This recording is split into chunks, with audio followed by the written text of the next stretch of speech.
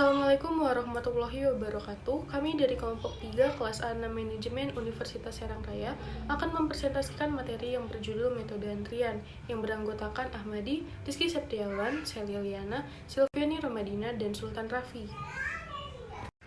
Pengertian antrian menurut Siagian tahun 1987, antrian ialah suatu garis tunggu dari nasabah satuan yang memerlukan layanan dari suatu atau lebih fasilitas layanan. Pada umumnya, sistem antrian dapat diklasifikasikan menjadi sistem yang berbeda-beda, di mana teori antrian dan simulasi sering diterapkan secara luas. Klasifikasi menurut Hayward dan Lieberman adalah sebagai berikut, yaitu sistem pelayanan komersial, sistem pelayanan bisnis industri, sistem pelayanan transportasi, dan sistem pelayanan. Contoh sistem antrian, yaitu ada 7 contoh. Yang pertama ada lapangan terbang, antriannya pesawat nunggu di landasan, fasilitasnya landasan pacu. Yang kedua ada bank, antriannya nasabah atau orang, fasilitasnya kasir atau teller. Yang ketiga ada pencucian mobil, antriannya mobil, fasilitasnya tempat pencucian mobil.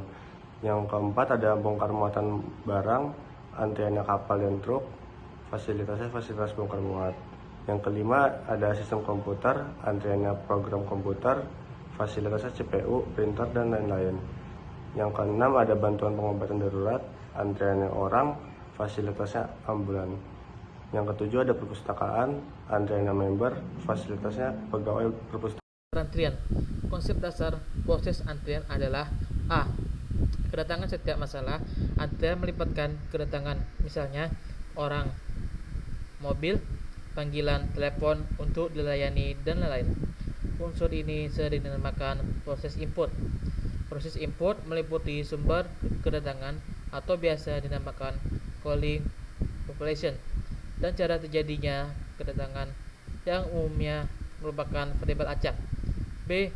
Pelayanan atau mekanisme pelayanan dapat terdiri dari satu atau lebih pelayan atau satu atau lebih fasilitas pelayanan. Tiap-tiap fasilitas pelayanan kadang-kadang disebut sebagai saluran atau channel. Contohnya, di jalan tol dapat memiliki beberapa pintu tol. C. Antri inti. Dari analisa antrian adalah antri itu sendiri. Timbulnya antrian terutama tergantung dari sifat kedatangan dan proses pelayanan. Pola kedatangan.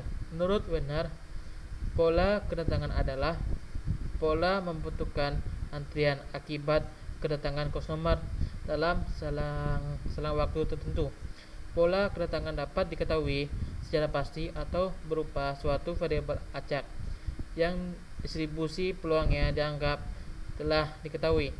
Jika tidak disebutkan secara khusus, customer datang secara individu.